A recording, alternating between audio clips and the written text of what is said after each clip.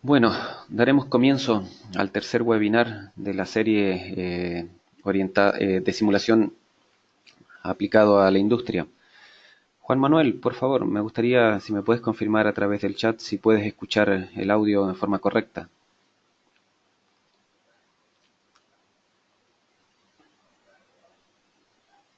Ok, bien. Esperamos un tiempo suficiente para que algunos otros participantes pudiesen incorporarse, pero veo que el día de hoy lamentablemente hay muy pocos asistentes. Pero bueno, eh, iremos desarrollando el tema de todas maneras. Cualquiera que se incorpore podrá después, más adelante, ver la grabación de este webinar. Comencemos entonces. Como les comenté, esta es una serie de 8 webinars que están orientados a mostrar cómo la simulación computacional puede ser utilizada para resolver problemas de ingeniería, principalmente en lo que es la industria. El día de hoy estaremos hablando un poco de gestión de activos y nos gustaría poder explicar cómo enfrentar el diseño alineado con el ciclo de vida del producto y evaluar oportunidades de mejora en lo que es relacionado al desempeño de los activos físicos.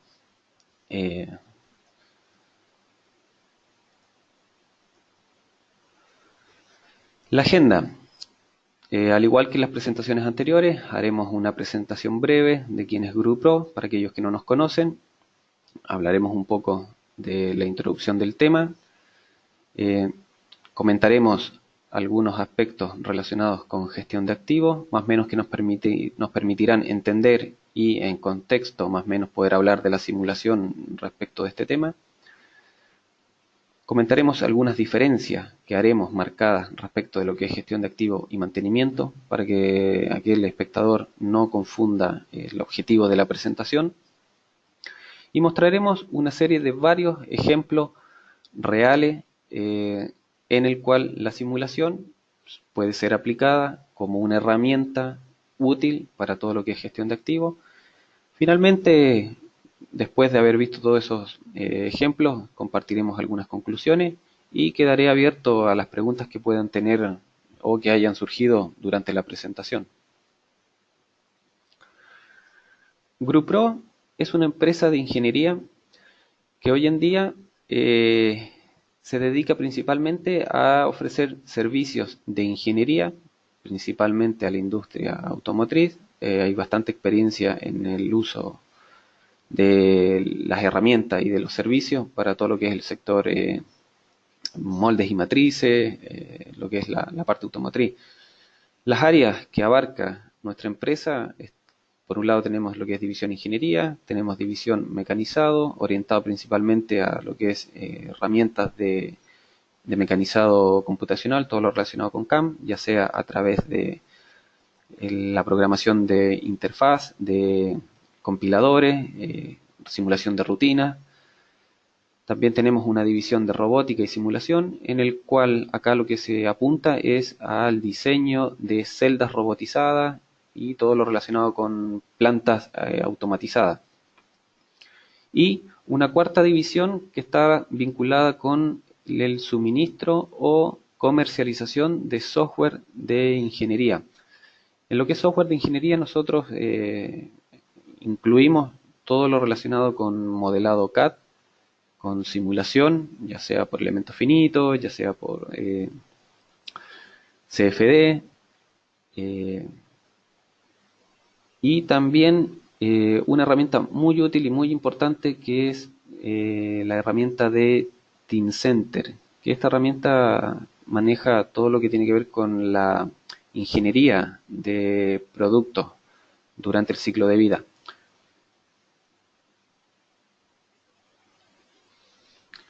Como introducción al webinar del día de hoy, ustedes podrán ver a través de las distintas presentaciones cómo la gestión de activos se beneficia a niveles de diseño, a nivel de operación y a nivel de mantenimiento del uso de la simulación. Podremos identificar las etapas del ciclo de vida del producto donde la simulación puede tener un impacto realmente significativo. Podremos identificar oportunidades de mejora potencial en las actividades de diseño, operación y mantenimiento. Podremos evaluar la capacidad productiva y prever el impacto que tendría en el equipo variaciones en los parámetros de operación de nuestros equipos. Podremos realizar mejores memorias de cálculo, podremos realizar evaluaciones de integridad estructural, estudios de vida remanente, análisis de causa raíz, estudios de fitness for service. Podremos también elaborar planes de inspección basados en riesgo, identificar zonas propensas a grietas, elaborar planes y estrategias de monitoreo de condición y elaborar mejores planes de inspección. Las imágenes que vemos a la izquierda un poco hablan de una triste realidad. Muchas veces cuando se diseñan equipos, se diseñan bajo condiciones nominales de operación, en el cual el fabricante asegura una cierta vida útil de ese activo, pero la práctica a veces dista mucho de esta realidad. En muchas ocasiones, dependiendo de las presiones que haya por producir, solemos encontrar ciertos eventos u incidentes que pueden dañar nuestros equipos. La idea más o menos de esto es poder estar consciente de esto, poder tener herramientas suficientes como para definir políticas que eviten este tipo de conducta a lo largo del ciclo de vida de nuestros activos. Un poquito hablando del ciclo de gestión de activos. Esta presentación no está 100% orientada a explicar lo relacionado con la norma 55.000, sino que lo que buscamos en las primeras transparencias es hacer una introducción, poner un poco en contexto el uso de las herramientas de simulación y transmitir en cierto modo las nuevas tendencias a las cuales hoy en día la mayoría de las empresas debieran apuntar, principalmente para poder sobrellevar dificultades a nivel de producción, a nivel de economía y poder obtener mejores beneficios gestionando los mismos activos sin necesidad de tener que agregar activos nuevos. A lo largo de toda la presentación me gustaría que cada uno tuviese en mente la frase que aparece arriba, en la cual la meta de cualquier organización que produzca bienes o servicios siempre será ganar dinero ahora y en el futuro. Más o menos teniendo esta frase en mente, la gestión de activos nosotros la podemos considerar como un sistema de gestión de la productividad, en el cual los distintos tipos de activos que puede tener una compañía pueden ser financieros, de información, el recurso humano, que es uno de los recursos más importantes, y los recursos, recursos intangibles, y principalmente en la mayoría de las empresas de proceso siempre vamos a encontrar activos físicos relacionados con la planta, relacionados con la maquinaria y con la infraestructura. Y en esta oportunidad, básicamente, la idea es poder centrarnos un poco en este tipo de activos y cómo a través de la simulación podemos gestionarlo de mejor manera.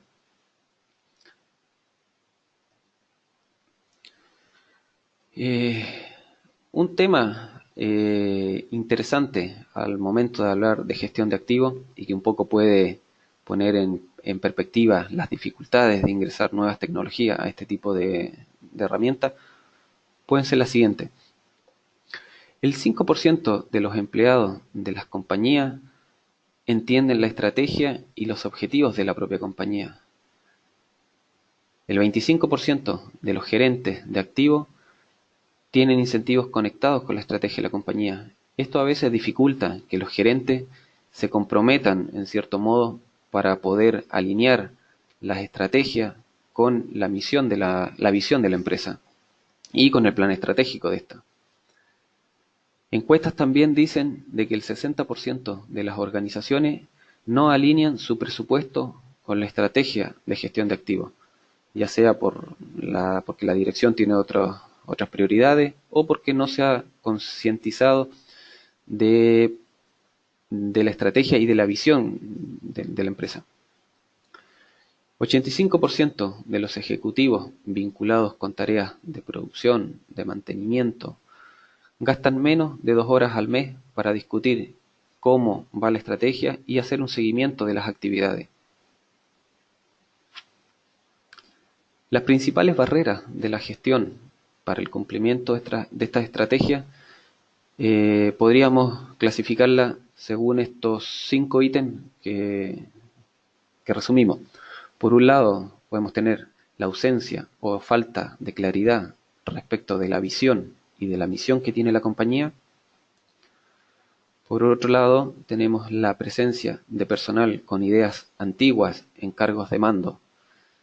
Este es un tema un poco sensible y por ahí me gustaría que no se malentienda, pero es una realidad de que en muchas empresas muchos de los cargos que son de importancia para la toma de decisiones al momento de gestionar temas de mantenimiento, temas de producción o temas de finanzas, tienen ciertas ideas que ya un poco han quedado obsoletas y que a veces existe una inercia al cambio o a poder incorporar tecnologías nuevas y esto un poco sesga la empresa de poder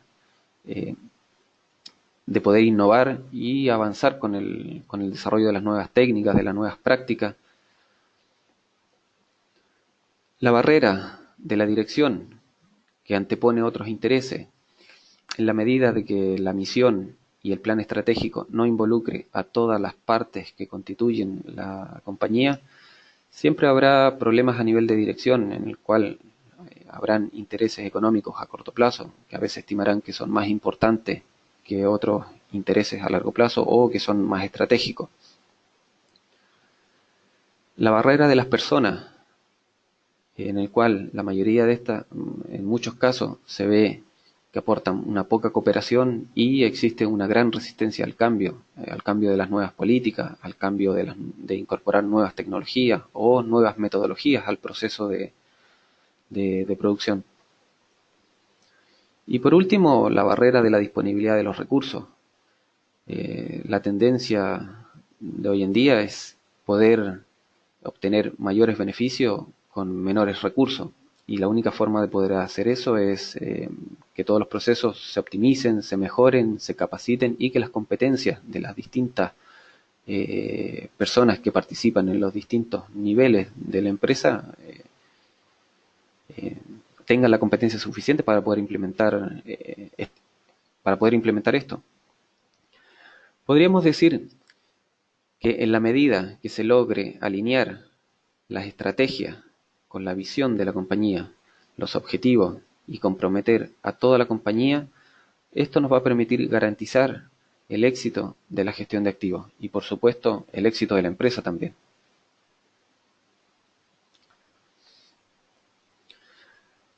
La simulación enfocada o en el contexto de lo que es el ciclo de vida. Las nuevas inversiones, así como los nuevos diseños, deben centrarse en el ciclo de vida, en el contexto de operación y financiero de la empresa. Una vez que se haya identificado una necesidad, que la empresa quiera expandirse, que quiera lanzar un producto nuevo o resolver alguna necesidad que antes no se había resuelto, eso es lo que va a originar el ciclo de vida de un producto. Después pasaremos a una etapa de diseño en la que todo el equipo integrado debe enfrentar esta tarea de diseño pensando en el ciclo de vida del producto completo, pensando en mejorar el desempeño, en mejorar la performance en forma anticipada, en alinear el diseño con la gestión de mantenimiento. Es muy habitual a veces encontrarse en departamentos de diseño en que a veces por querer diseñar elementos de manera muy sofisticada incurren en formas o en mecanismos que suelen tener un costo alto de mantenimiento o que en las tareas durante la operación pueden generar que sufran desgaste acelerado o que dificulte en realidad la tarea. Entonces, la idea es de que todo el departamento de diseño, cuando enfrente esa misión, pueda considerar el diseño de manera integral. Una vez que el diseño haya pasado por etapas de revisión y se alinee con el ciclo de vida del producto, después tenemos el tema relacionado con la construcción o la fabricación de la infraestructura, por ejemplo, o de la pieza. Y es ahí donde puede haber no conformidades durante la construcción o fabricación, podemos anticipar problemas de montaje, y esas son cosas que a través de simulación uno puede resolver en forma anticipada antes de llegar a la etapa de comisionamiento o de puesta en marcha. En esta etapa también la simulación puede jugar un rol muy importante. Antes de poner en marcha un equipo o una planta, hay varios parámetros y procesos que pueden ser evaluados anticipadamente, ser simulados virtualmente. Y ello nos permite retroalimentar si los procesos si los parámetros de operación en realidad o las condiciones de montaje o las condiciones bajo las cuales se va a usar el activo van a permitir que éste cumpla la vida que se pensó en su etapa de diseño y que no aparezcan problemas asociados a montaje o puesta en marcha que acorten esa vida útil. Después, relacionado con lo que es operación y mantenimiento. La mayor parte del ciclo de vida de un producto se va a desarrollar en esta etapa. Podríamos decir que casi el 90% del tiempo va a ocurrir, se va a desarrollar en la etapa de operación y mantenimiento. Y esta etapa es muy importante porque en realidad es acá donde nosotros podemos, a través de simulación, a través de visualización de oportunidades de mejora, de optimización de la eficiencia de equipo, podemos implementar o podemos plantear oportunidades de aumento de producción en los equipos. También en esta etapa en la cual nosotros podemos, a través de simulación, implementar medidas de monitoreo de la condición para poder realizar todas aquellas tareas y gestión de mantenimiento. Y finalmente, relacionado con la última etapa de un producto, nos encontramos ante la posibilidad de poder aplicar mitigaciones o reparaciones y reemplazos de algunas piezas o de algunas partes en un equipo con el objetivo de poder extender la vida útil de este y hacerlo producir un tiempo más antes de poder desecharlo o reemplazarlo por otro equipo. Es muy usual de que a veces algunas de las fallas ocurren de manera imprevista y los reemplazos o la fabricación de algún equipo grande toma un tiempo. Entonces se vuelve importante poder de alguna manera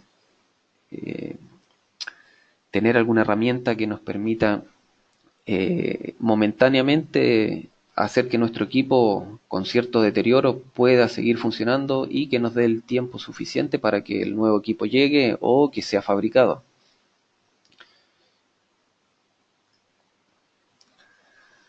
Gestión de activos versus mantenimiento. ¿La gestión de activos es igual a la gestión de mantenimiento? No, la gestión de activos no es igual a la gestión de mantenimiento. ¿Es igual a la gestión de operación? Tampoco. A lo largo de la evolución de las técnicas de mantenimiento y de las políticas de gestión de las empresas, podemos hacer o explicar en realidad un poco. La gestión de activos es mucho más amplia de lo que la mayoría de las personas hoy en día creen.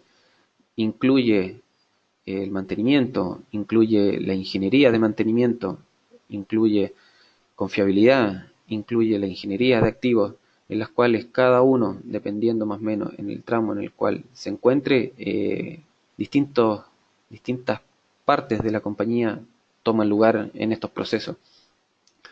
En mantenimiento, la mayoría de los departamentos o del personal son los que se encargan de este tipo de tareas y generalmente están orientados a una intervención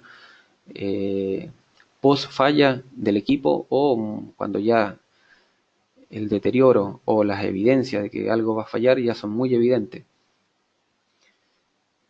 Con el paso del tiempo también surgió la ingeniería de mantenimiento, en lo cual extendió un poco a través de técnicas para poder identificar de manera un poco más anticipada estos fenómenos y poder reducir el mantenimiento reactivo y tratar de apuntar a un mantenimiento más preventivo o proactivo en realidad.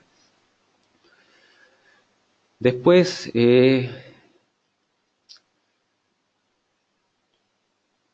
después con el ciclo de vida, después cuando surgió la ingeniería de activos, ahí ya empezaron a trabajar en conjunto tanto en departamentos de mantenimiento, el departamento de operación y lo relacionado con ingeniería. Acá ya se empezó a pensar más en el ciclo de vida del producto y en cómo todo esto se relaciona. Y por último, más o menos ya hablando del 2008 en adelante con la aparición de la PAS 55 y después en el 2014 de la ISO 55000, ya empezó a tener se empezó a hablar mucho de lo que es la gestión de activos, pero la gestión de activos a nivel de políticas y estrategias corporativas, no solo como un departamento, sino como un todo, en el cual tanto mantenimiento, operación, ingeniería y la administración juegan un papel importante y crucial. Siempre un poco esto surgió de la relación que históricamente ha habido entre mantenimiento y producción. Por un lado, siempre en mantenimiento ha existido evidencia de que las máquinas pueden fallar, y por otro lado, la parte de producción o los departamentos de producción siempre han tenido la presión por continuar produciendo. Las dificultades de la gestión de mantenimiento hasta hoy en día y las principales dificultades que la gestión de mantenimiento ha tenido, por un lado tenemos lo relacionado con conflictos de estrategia. Es habitual que en empresas de proceso, empresas grandes donde poseen un amplio portafolio de activos, se implementen distintas estrategias de mantenimiento. Tenemos ausencias de criterio de priorización. Es difícil a veces cuando se tienen muchos activos poder priorizar cuáles son los activos más críticos, y una vez que se identifican los activos críticos, cuáles son los componentes críticos de este activo. Información poco útil y pobre. Mucha de la información está relacionada con los historiales de falla de los equipos. Falta de criterio para la toma de decisiones, cantidad de tareas periódicas ineficaces. Si nuestros programas de mantenimiento no están bien diseñados, y puede incurrir en que perdamos mucho tiempo revisando equipo o haciendo tareas de inspección o mantenimiento que no son eficaces, o que el impacto que tiene sobre la reducción del riesgo es poco significativa, y ello conlleva a que los equipos estén parados más tiempo y que la disponibilidad respecto de la producción sea menor. Y otro aspecto que a veces ha dificultado la gestión de activos es la sensación de tener un descontrol sobre las tareas y descontrol principalmente sobre el riesgo asociado a algunos de los equipos críticos.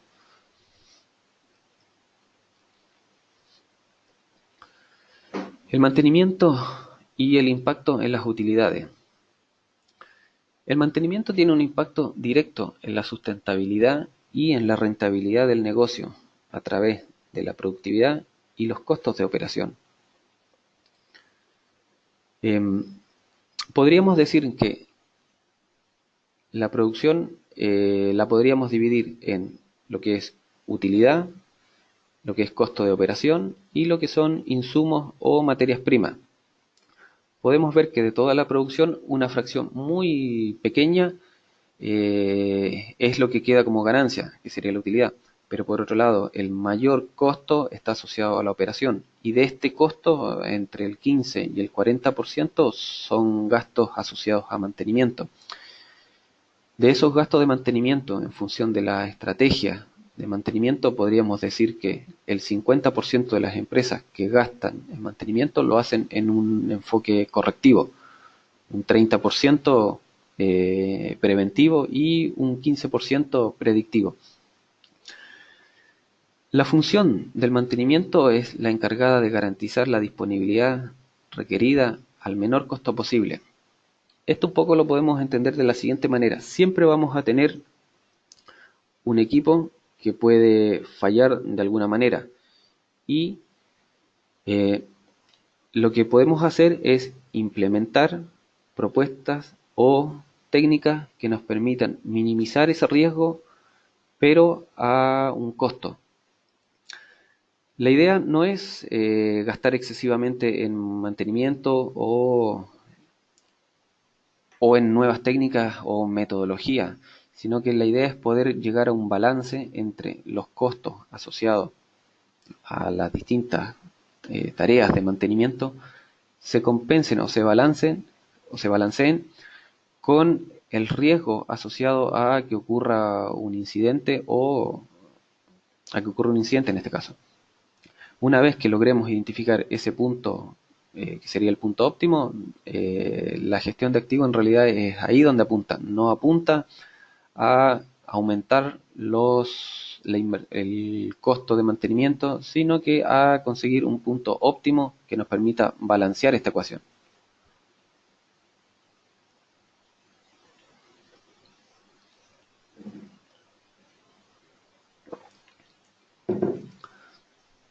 Dicho esto y puesto en contexto, ahora mostraré una colección de ejemplos que más o menos nos van a permitir dimensionar el potencial que tiene la simulación para poder gestionar todo esto. Veremos algunos ejemplos asociados al diseño y optimización. Veremos la simulación aplicada como herramienta de ingeniería, aplicada a la optimización de los procesos, aplicada a la etapa de construcción. También un poco relacionado a lo que es gestión de mantenimiento, Y por último, ha aplicado las etapas de reparación o retiro de equipo simplemente. Todo esto, por supuesto, pensando siempre en el ciclo de vida del producto.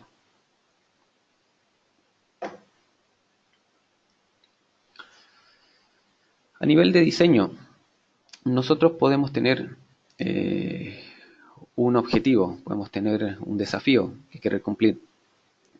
Y generalmente siempre va a aparecer un diseño base que resuelve esa necesidad. Pero cómo ese diseño base se comporta a medida que cambian los parámetros de operación, y a medida que cambian los requisitos sobre los equipos, eso ya no es tan fácil de diseñar. A través de la simulación nosotros, por ejemplo, en este caso podemos tener un diseño de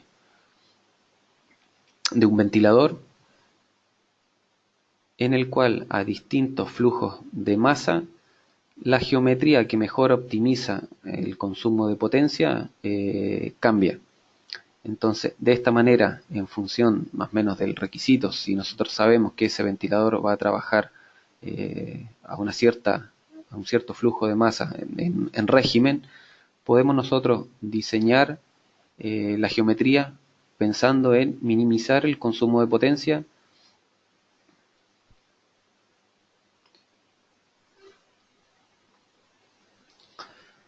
Acá hay otro ejemplo que tal vez es un poco ajeno o no verán mucho cómo se vincula con el proceso de gestión de activos y de ciclo de vida del producto. Pero tenemos un equipo electrónico en el cual la temperatura que se genera dentro de este equipo puede afectar los distintos componentes del mismo y, por consiguiente, puede afectar la vida útil de este componente. A través de una exploración, a través de variar en las etapas previas a la fabricación, variar, por ejemplo, los ingresos de aire para que se ventile. Podemos modificar también la geometría de los disipadores de calor. Y con eso, mediante la modificación de esos parámetros, nosotros podemos llegar a obtener reducción de masa que nos permite ahorrar material, podemos mejorar el enfriamiento que nos permite extender y prolongar la vida útil del componente electrónico y por supuesto mejorar su desempeño también.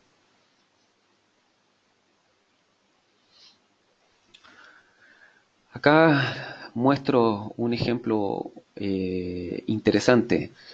Eh, este estudio un poco muestra la orientación de una plataforma petrolera teniendo como objetivo poder manejar múltiples objetivos desde el punto de vista de ventilación natural en el contexto de lo que es higiene y seguridad, escape de los gases de combustión. Muchas de estas plataformas tienen turbinas, tienen calderas o algunos otros equipos que generan grandes cantidades de humos de gases de la combustión y como están en medio del océano, dependiendo las condiciones de viento, pueden afectar el funcionamiento del personal o pueden afectar otras instalaciones. La sensación térmica, producto del viento. Muchas de estas plataformas también están ubicadas en zonas geográficas cercanas a zonas frías y poder diseñarlas de modo tal que el viento genere poder mitigar el efecto del viento y con eso poder tener una sensación térmica un poco más alta, ayuda un poco al funcionamiento y al desempeño de los trabajadores. La deriva de los botes salvavidas ante una emergencia, poder cuantificar y evaluar cómo se comportaría el bote, en este caso, en caso de una emergencia, respecto de la ubicación y de la orientación de las olas, respecto del viento, es un tema importante. Y por supuesto todo lo relacionado con solicitaciones mecánicas de la base, la excitación de las olas, la profundidad, el peso de la estructura, cómo repercute en las bases de la estructura. Los resultados de esto. La función de costo para cada uno de los objetivos de diseño individual fueron calculadas y en función de eso se definió una orientación óptima de la plataforma. De esta manera se pudo cumplir las normativas relacionadas con higiene y seguridad, garantizar que el costo de los futuros o de los posibles inconvenientes proyectados durante la operación sean menores. Esto en realidad es más o menos la esencia de lo que tendría, de lo que podríamos considerar diseño, pensando en el ciclo de vida del producto. Acá tenemos otro ejemplo en el cual mostramos el cabezal de una broca de perforación para extracción de crudo. El desafío que se planteó fue la mejora de la eficiencia de la perforación, reducir los costos operativos, mejorar la esperanza de vida al reducir el desgaste de los insertos duros, evitar pruebas costosas para poder obtener un conocimiento y poder comprender cómo es el proceso de perforación. Los resultados que se obtuvieron: se mejoró significativamente la eficiencia de limpieza por arrastre del material que se hace circular a través de estas brocas para que arrastre el material hacia arriba. Se aumentó la tensión de cizallamiento en la pared de corte, lo que favorece la perforación. Se consiguió mejorar la uniformidad de flujo en un 40%, lo que ayuda a que todo el material que se va generando durante el proceso de corte sea arrastrado hacia la superficie, y al mejorar el flujo también mejora la limpieza de la pieza en su extremo. Se identificó también la posición óptima de los agujeros de inyección de fluido.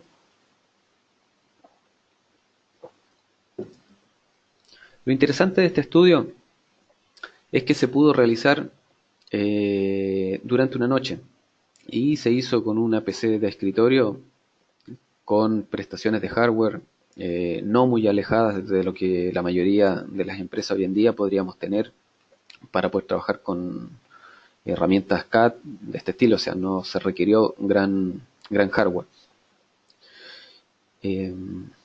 Bueno, acá mostramos otro ejemplo vinculado con lo relacionado con mezcladores. El desafío del negocio fue mejorar la eficiencia del mezclador de flujo, minimizar la variación de la concentración de cada uno de los componentes y minimizar la caída de presión a la salida del mezclador. Las restricciones que se tuvieron fue controlar la caída de presión, que fuese menor a un valor máximo permitido, variables de diseño en cuanto a geometría y tamaño, ángulos de rotación de las placas, y los resultados: se logró que la varianza de la mezcla de flujo se redujera en un 99%. Más o menos abajo podemos ver las imágenes que muestran una vista de contorno de la calidad de la mezcla a la salida del mezclador.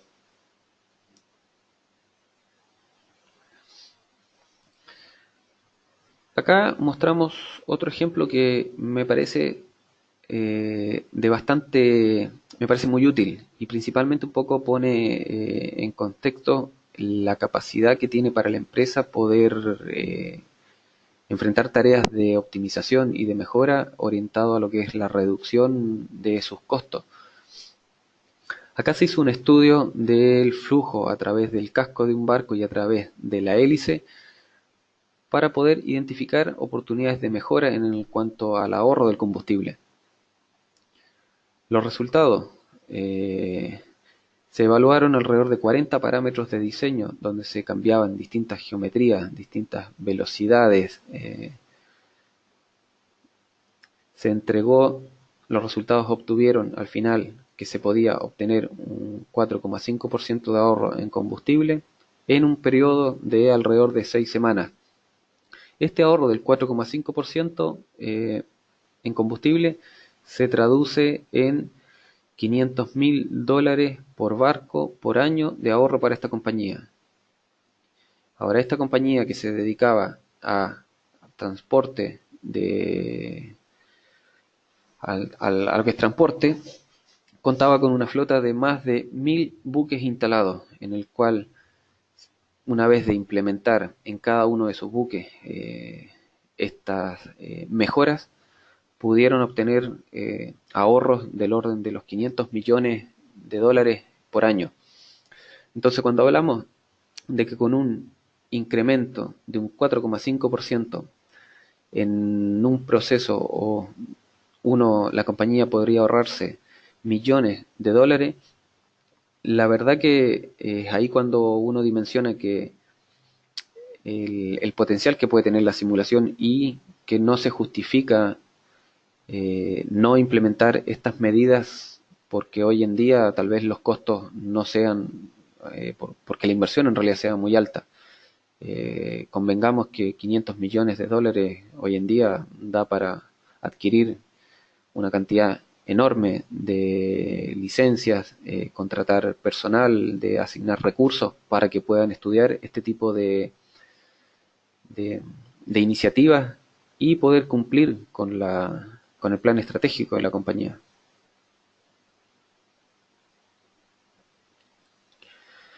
Otro ejemplo un poco aplicado a lo que es molienda.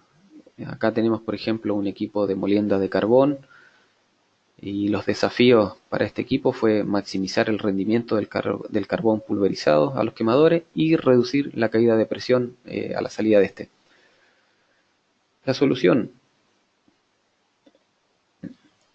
Los resultados que se obtuvieron: menores costos operativos de los ventiladores, por desgaste principalmente, un 21% de mejora en el rendimiento promedio, y en lo que es producción podríamos decir que su producción aumentó de 22 a 30 toneladas por hora.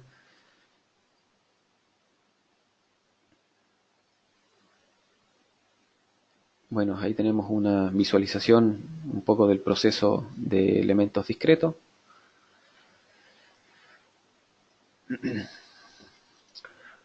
Otro ejemplo interesante está relacionado con todo lo relacionado con separadores, ciclones y ese tipo de equipo. Acá, por ejemplo, una empresa se propuso el desafío de reducir la erosión en una unidad de extracción de ceniza de una planta siderúrgica. La idea era analizar la erosión llevada a cabo para determinar la ubicación y la gravedad de la erosión en una unidad de eliminación. A través de distintas iteraciones y modificaciones geométricas de los equipos, se logró reducir la erosión en las paredes del orden de un 30%, lo que significa un ahorro significativo en los costos de mantenimiento y, por supuesto, una mayor vida útil de los componentes de los equipos.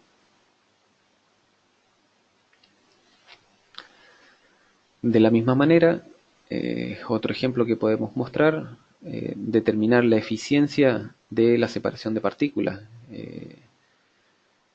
En este caso es un equipo de separación que trabajaba con madera y en el cual había mucha presencia de piedras, producto del proceso de alimentación que tenía este equipo, y se pudo finalmente poder tener resultados razonables respecto de las mediciones experimentales que se habían hecho.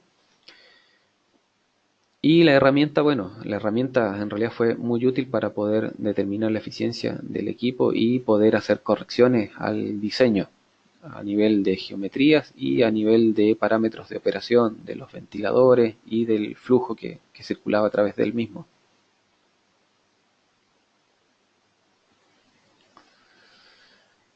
Acá podemos ver en otro escenario distinto la simulación orientada a lo que es mejora en el proceso de clasificación.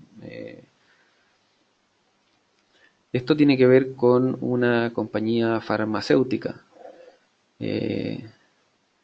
La idea era reducir la segregación de partículas que a través del proceso de descarga se iban fraccionando, y había mucha pérdida de partículas que no tenía el tamaño requerido por el proceso, y ese material se perdía. También el objetivo que se planteó fue poder hacer una simulación y correlacionar el comportamiento del flujo a granel con las propiedades del material, utilizando un modelo de elementos discreto que la compañía después puede implementar para simular o definir otros procesos de clasificación de otras partículas con otras geometrías u otras propiedades. Explorar el efecto de varios parámetros de diseño, como ángulos de segregación, por ejemplo. Los resultados que obtuvo esta empresa, esta es una empresa internacional, pudo reducir significativamente el uso de sustancias médicas, pudo reducir en un 10% a escala de producción. Esta reducción de entre el 5 y el 10% para la compañía que elaboraba productos farmacéuticos, por el costo de los insumos, de la materia prima que empleaba, pudo ahorrarse entre 500 y $1.000.000 de ahorro en el proceso para el sistema a gran escala.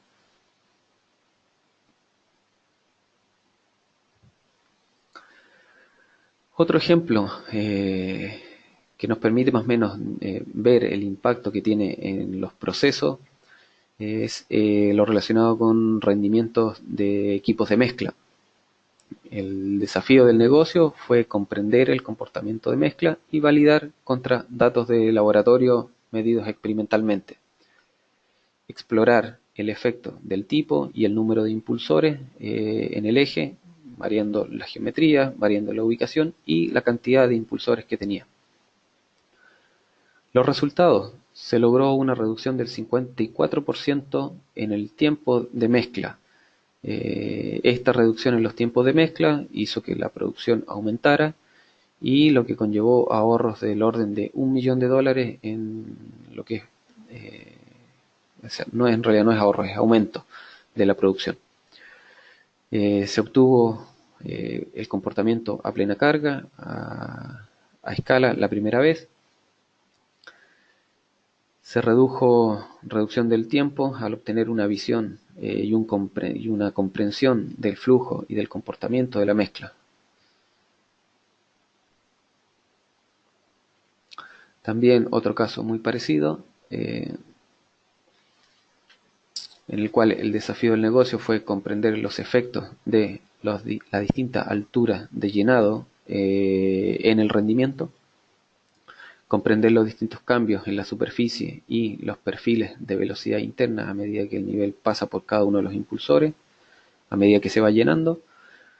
Los resultados que se obtuvieron: se identificó los niveles de llenado en los que el rendimiento es óptimo, se obtuvo curvas de rendimiento de mezcla contra tendencia de formación de espuma. Esto, por supuesto, mejora la calidad del producto. En base a la hidrodinámica se crearon diagramas de energía cinética de turbulencia para las distintas alturas de llenado de estos equipos. Estos diagramas sirven como base para determinar qué comportamiento se espera para una altura de llenado específica.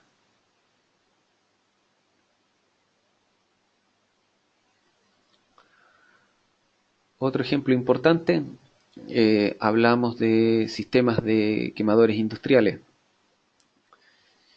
El desafío: cumplir con los requisitos de rendimiento térmico y de proceso, cumplir los requisitos de emisión de contaminante. La idea de este estudio consistió en variar distintos parámetros de diseño y evaluar el impacto que cada uno de ellos tiene en el resultado final de la combustión y de la llama. El nuevo diseño minimizó la generación de monóxido de carbono en un 4,5% y de óxido nitroso en un 13% respecto al diseño original.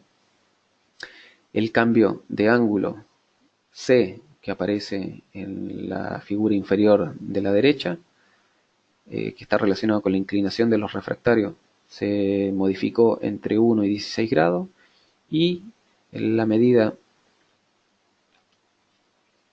Y vemos que este ángulo en realidad muestra una reducción tanto del monóxido de carbono como del óxido nitroso. Si se reduce la altura, el volumen de la llama aumenta en función del ángulo B de la losa. O sea, variando el ángulo de la losa, nosotros podemos controlar en realidad la forma de la llama. Y el espacio de separación entre cada uno de los inyectores afecta también la altura de la llama y el volumen de esta. Esto, por supuesto, también ayuda a que la combustión sea más eficiente, a que las paredes del quemador se calienten menos y de que el proceso sea más óptimo en cuanto a consumo de combustible y en cuanto a lo que es generación de contaminantes. Otro ejemplo también vinculado con lo que son quemadores, con lo que es quemadores industriales.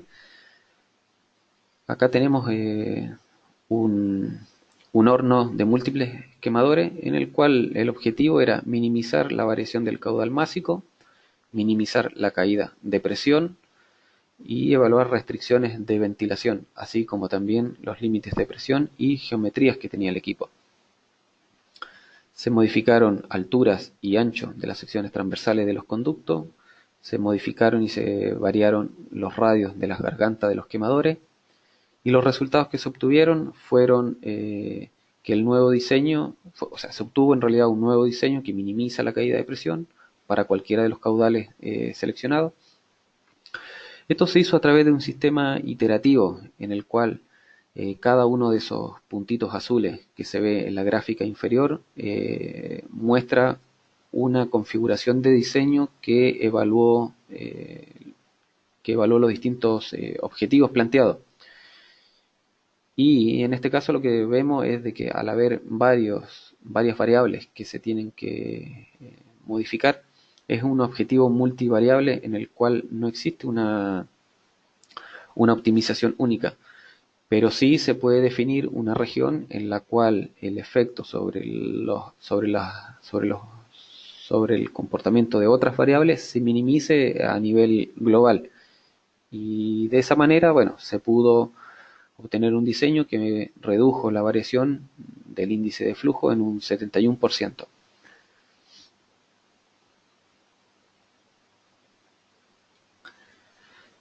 Acá podemos obtener otro ejemplo de mejora en la calidad de los procesos en una empresa que se dedicaba a la fabricación de leche en polvo. Los resultados que se obtuvieron es una producción mejorada de la leche en polvo, el sistema más eficiente energéticamente al reducir la cantidad de aire caliente que se inyectaba para poder sublimar las partículas y poder generar el polvo de leche, menor suciedad en las distintas zonas del equipo y en los inyectores, lo que esto se tradujo en un tiempo mayor de operación, menor tiempo de inactividad, menores costos de limpieza y, por supuesto, mayor eficiencia. No se gastó dinero ni tiempo en la creación de prototipos, ya que el proceso completo se hizo a través de simulación computacional y solamente se hizo el prototipo una vez que ya el modelo se había ajustado numéricamente. La mejora de la calidad del producto, tiene un mejor sabor, garantizó condiciones óptimas de secado por pulverización.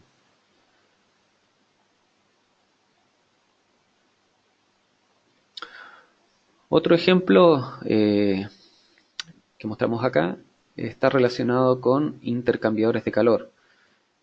Acá tenemos un diseño de un intercambiador en el cual se buscó mejorar el intercambio de calor bajo el agua, maximizar la disipación de energía del aceite de enfriamiento que circulaba por el interior.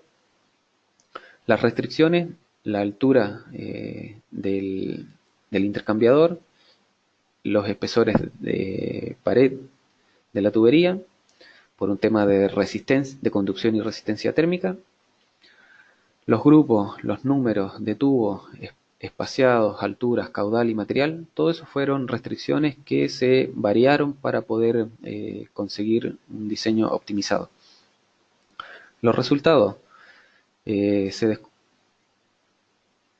se mejoró en un 33%, se redujo en realidad en un 33% la salida de la temperatura respecto de la entrada. Se descubrió que la altura y el caudal del intercambiador de calor eran las variables dominantes. Esto acá un poco es súper interesante porque hay muchos procesos en los cuales uno difícilmente identifica cuáles son las variables que dominan el proceso y que por consiguiente dominan el resultado obtenido. Esta es una manera buena que nos permite poder conocer y comprender cómo son los procesos y poder identificar estas variables que dominan nuestra salida. Otro ejemplo, intercambiadores de calor. Los procesos que ocurren dentro de un calentador tienden a ser fenómenos complejos. Los calentadores, la transferencia de calor dentro puede generar cambios de fase, así como los sistemas de bombeo o de inyección que permiten que el fluido circule, también pueden inducir vibraciones en las líneas, lo que podrían originar efectos de vibración no deseados en los equipos y, por supuesto, que el proceso sea deficiente.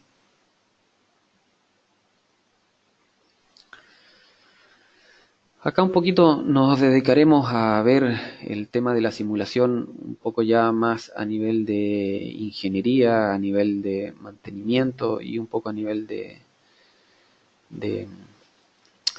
de monitoreo de nuestros equipos. Nosotros mediante simulación por elementos finitos podemos tener la posibilidad de hacer análisis de esfuerzo, podemos hacer estudios de análisis de falla para identificar cómo se concentran los esfuerzos, poder identificar si alguno es causa de algún problema mayor. Podemos integrar este tipo de análisis con inspecciones en los equipos, podemos identificar zonas y orientación de los esfuerzos como para poder instrumentar medidas de monitoreo. Podemos hacer evaluación de vida útil de los equipos a través de poder evaluar el estado actual de carga.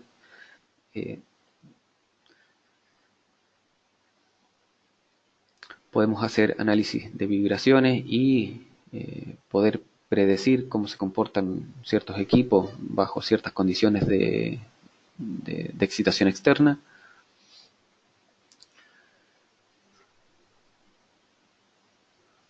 Podemos hacer también análisis de estudios fines for service, en el caso de que el equipo haya sufrido algún deterioro, alguna grieta, alguna corrosión, y poder garantizar o por lo menos definir las condiciones seguras bajo las cuales el equipo puede operar hasta que se programe su reemplazo o la parada de planta que permita restituir su condición normal de operación en forma segura. Podemos también definir o ayudar la elaboración de inspección basada en riesgo a través de la identificación de mecanismos de falla y de lo que es, principalmente a través de la identificación de los mecanismos de falla. Podemos validar ciertos mecanismos si están presentes realmente en un equipo o no. Podemos elaborar planes de inspección. A través de la simulación de una estructura podemos identificar zonas de concentración de esfuerzo, zonas en las cuales resulta interesante poder asignar esfuerzo y tiempo de inspección. Podemos tener más o menos una idea de cuánto se concentran los esfuerzos y cuáles zonas son más importantes que otras. Y por supuesto hacer simulaciones de proceso y de optimización, como los vistos en las hojas anteriores, en las cuales mostré varios de los ejemplos.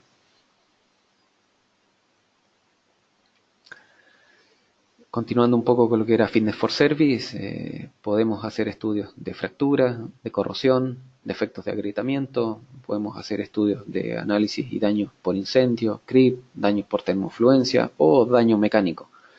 Y en función de eso, tener herramientas que nos permitan descartar un equipo, repararlo o que continúe funcionando. Lo mismo basado en inspección basada en riesgo. En la medida que cada una de las empresas, de los encargados, se conteste en realidad las siguientes preguntas: ¿cuánto cuesta un accidente? ¿Cuánto está dispuesto a invertir para evitarlo? ¿Y cuánto invierte hoy? Un poco va a permitir establecer si estas herramientas pueden ser de utilidad para ello. Y principalmente a través de poder conocer los modos de falla de los equipos.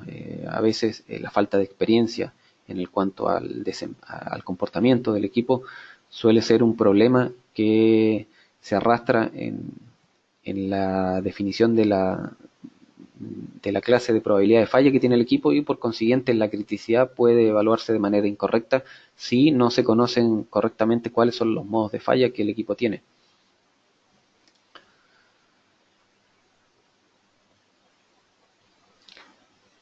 La simulación, bueno, ahora un poquito vamos a hablar de la simulación orientada a lo que es el monitoreo de condición y diagnóstico de máquina. La mayoría de los equipos trabajan en condiciones móviles y en condiciones de carga variable, en las cuales el estado de esfuerzo en los distintos componentes de esta varía de un nivel mínimo a un valor máximo. Poder simular estos equipos nos permite identificar o responder las distintas etapas que tiene el monitoreo de condición. Nos permite identificar las funciones del equipo, analizar la criticidad del equipo, analizar modos de falla, definir variables para ser monitoreadas y que nos permitan identificar un síntoma.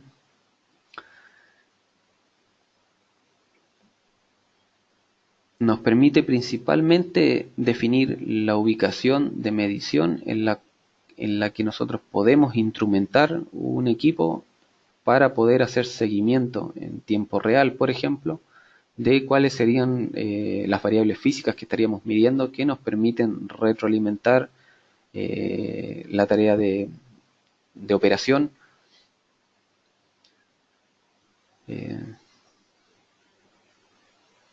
Y bueno, principalmente eso.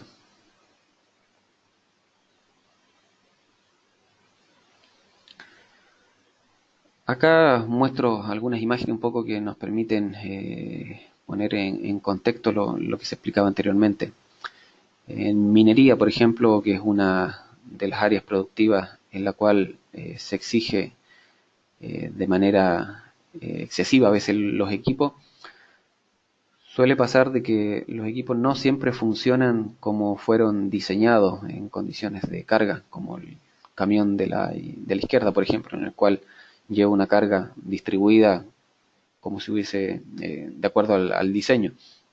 Pero hay ocasiones, por ejemplo, como el de la figura de la derecha, en el cual por malas prácticas de operación, por la necesidad de remover ciertos equipos o a veces por el descuido del personal, podemos ver afectado un equipo que nos ocasiona pérdida de producción y un costo de reemplazo enorme. O sea, acá tenemos por un lado la pérdida de la producción asociada a un equipo que está detenido y por otro lado un costo asociado a un reemplazo o reparación del equipo. Nosotros podemos evaluar a nivel estructural cuáles son las zonas y podemos identificar las zonas donde se concentran esfuerzos durante la operación normal del equipo, y en función de esa identificación de esa zona podemos implementar medidas de inspección, podemos implementar medidas de monitoreo, medir por ejemplo la deformación o hacer inspección visual de grieta durante las tareas de mantenimiento. Y las otras zonas que estén con solicitaciones bajas, más allá de una inspección visual y no destinar tanto tiempo a ella.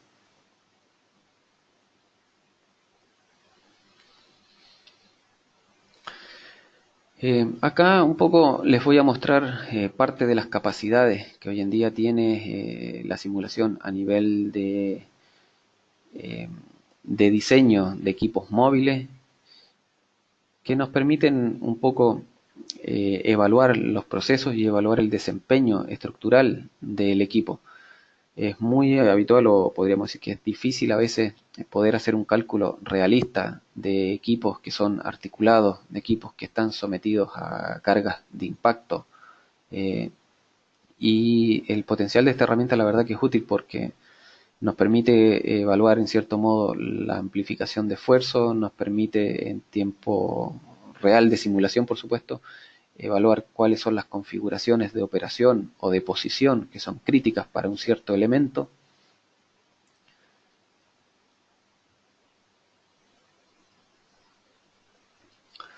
Otro ejemplo está relacionado con fallas de operación y mantenimiento. Acá, por ejemplo, podemos ver una cañería, una red de cañería en la cual por defectos de montaje se rompió y se dañó la brida. En la imagen de la izquierda podemos apreciar un fenómeno de desgaste por erosión debido al diseño geométrico que tenía la cañería. Si eso se hubiese evaluado anteriormente y la geometría se hubiese modificado o se hubiese incorporado algún elemento deflector en el interior del codo que redujese el desgaste, que redujese en realidad el impacto de las partículas o del flujo sobre esa parte de la pared, el equipo hubiese tenido una mayor vida útil no hubiese fallado de esa manera.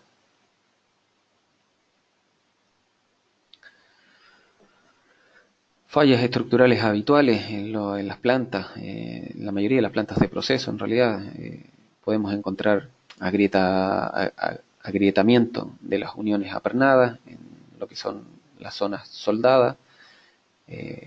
Lo mismo ocurre a veces con elementos que se prolongan y que están conectados con otras con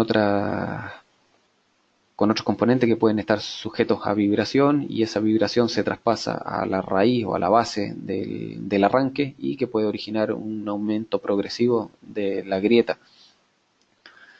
Defectos en líneas de cañería asociados a dilataciones térmicas, asociados a vibraciones, asociados al diseño de los soportes. Un tema muy importante en esto tiene que ver con los montajes en frío cuando los equipos operan a temperaturas altas, poder considerar el efecto de dilatación y ver cómo esa dilatación o restricciones pueden, pueden concentrar esfuerzo en ciertas partes de la línea de cañería.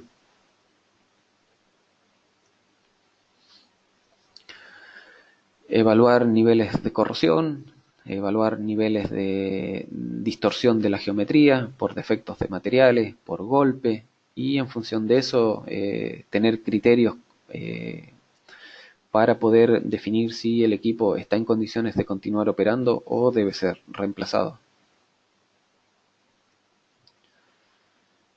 Bueno, finalmente llegamos al final de la presentación. Por ahora podemos concluir que el valor de la simulación reflejado en el proceso de gestión de activos es invaluable en la medida que se implemente en forma extensiva y masiva dentro de los departamentos de diseño, ingeniería, mantenimiento y producción. Los beneficios potenciales pueden tener un impacto significativo en la productividad y en la competitividad de la empresa. Y mediante la adecuada implementación y uso de estas herramientas de simulación, el retorno de inversión puede alcanzarse en cortos periodos de tiempo.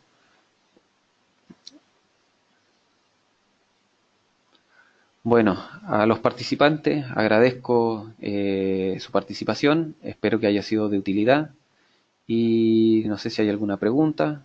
Vamos a extender un poco para ver lo que pueden preguntar.